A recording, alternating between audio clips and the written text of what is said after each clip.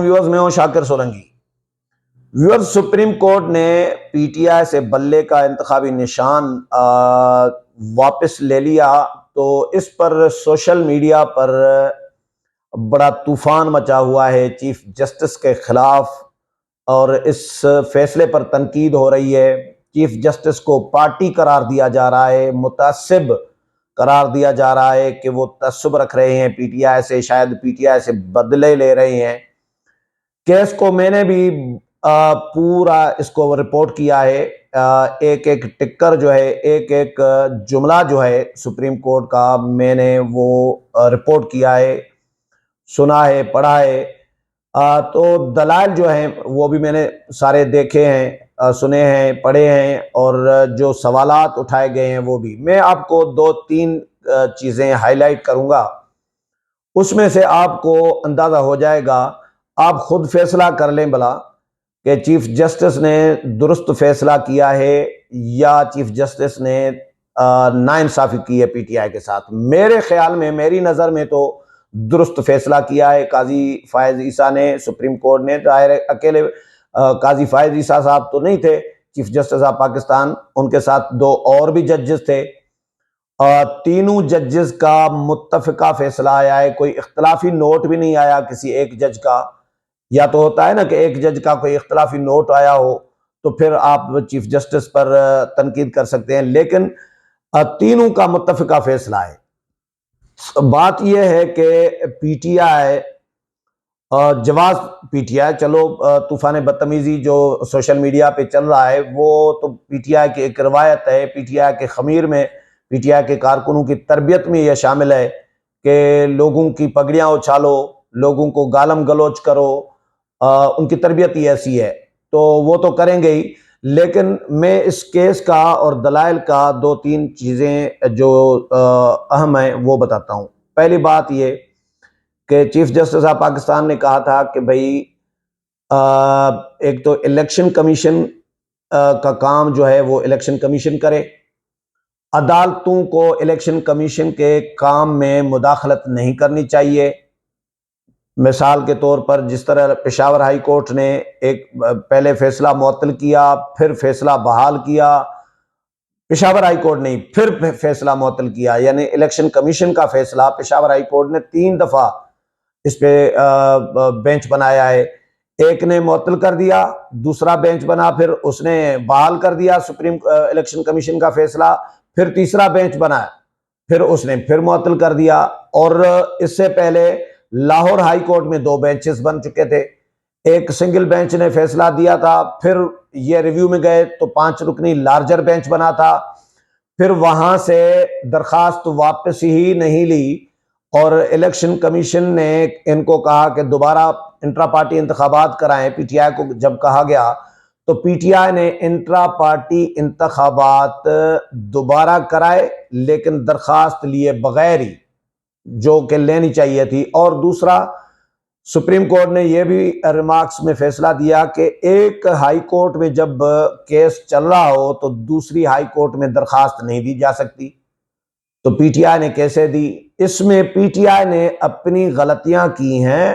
PTI supreme court में अपने जो दलाइल दिए हैं पीटीआई के वकला ने, उसमें भी नाकाम ही रहे हैं। जो सवालात उनसे हुए हैं उनके जवाबात देने में वो नाकाम हुए हैं।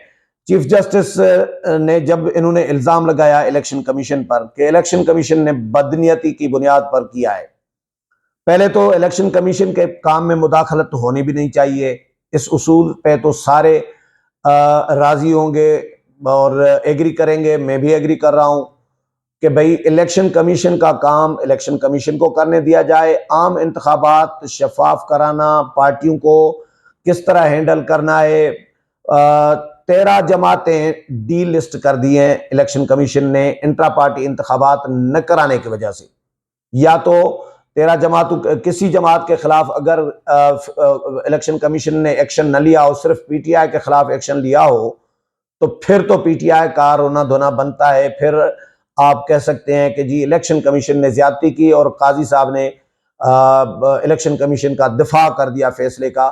तो 13 जमातें यानी डी लिस्ट हो गई है इंट्रा पार्टी इंतखाबात न कराने की वजह से।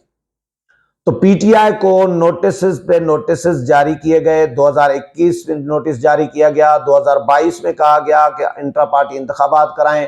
तो इंट्रा पार्टी इंतखाबात क्यों नहीं करा रहे थे भाई?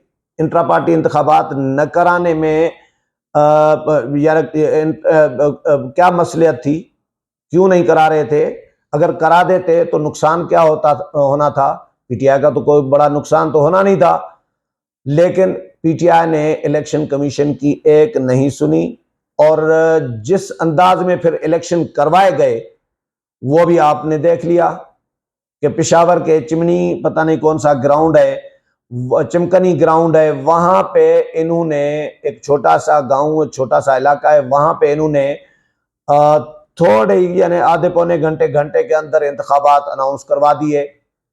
कहीं पोलिंग नहीं हुई, कहीं वोटिंग नहीं हुई, कहीं वोटर जमा नहीं हुए, कहीं उम्मीदवार इकट्ठे नहीं हुए, कहीं नॉमिनेशन पेपर फिल नहीं हुए और बानी मेंबर जो थे उनको भी इंतखाबात से दूर रखा गया, उनको भी हक नहीं दिया गया इंतखाबात में हिस्सा लेने का। अकबर एस बाबर इनके पास सेंट्रल सेक्रेटेरिएट गए और उन्होंने कहा कि भाई मैं इंतखाबात में हिस्सा लेना चाह रहा हूं, मुझे नॉमिनेशन पेपर भी दें, मुझे वोटर लिस्ट भी दें, जो जो डॉक्यूमेंट्स दस्तावेज चाहिए थी वो मांगे अकबर एस बाबर ने, तो इन्होंने नहीं दिए और इन्होंने कहा कि वो तो सिरे से है ही नहीं हमारे पास कोई ऐसा कोई चीज, नॉमिनेशन पेपर्स नाम से कोई चीज हमारे पास है ही नहीं, कोई वोटर लिस्ट नाम की कोई चीज हमारे पास है ही नहीं। तो ये तो जुगाड़ ही हुआ ना। उसी दिन भी जिस दिन इलेक्शन इन्होंने जुगाड़ वाले इलेक्शन कराए थे, मैंने भी विला किया था, बहुत सारे और विलागर्स ने विला किए थे और उन्होंने भी इसको जुगाड़ करार दिया था। खुद अकबर एस बाबर का रद्द अमल आया, खुद बहुत सारे पीटीआई के लोग जो अपने लोग हैं जो इस वक्त भी पीटीआई में मौजूद हैं, उन्होंने भी एतराजात उठाए थे, सवालात उठाए थे कि भाई ये तो जुगाड़ प्रोग्राम किया है इन्होंने और जालसाजी की है। तो इलेक्शन कमीशन ने इसलिए उनको नहीं माना। और दूसरी बात कि इनसे जब पूछा गया कि भाई बदनीयती, इलेक्शन कमीशन पर बदनीयती का इल्जाम लगाया, तो बदनीयती साबित तो करो। इलेक्शन कमीशन के सामने बदनीयती भी साबित नहीं कर पाए, इल्जाम तो लगा दिया कि बदनीयती कैसे कर रहा है इलेक्शन कमीशन, वो भी नहीं। अकबर एस बाबर मेंबर नहीं है, तो ये दावा था पीटीआई के वकला का कि अकबर एस बाबर मेंबर नहीं है हमारे, जबकि चीफ जस्टिस ने कहा कि अच्छा आपका अगर मेंबर नहीं है तो आपने कब निकाला अकबर एस बाबर को पार्टी से, कब खारिज की मेंबरशिप? आपने जब खारिज की है तो कुछ दिखाएं, कुछ बताएं, कोई डॉक्यूमेंट दिखाएं, कोई लेटर दिखाएं, कोई नोटिस दिया हो अकबर एस बाबर को।